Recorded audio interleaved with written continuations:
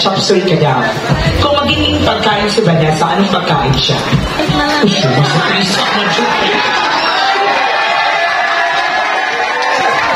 Okay, bakit sa Shumay sa Tisa? Sa Tisa,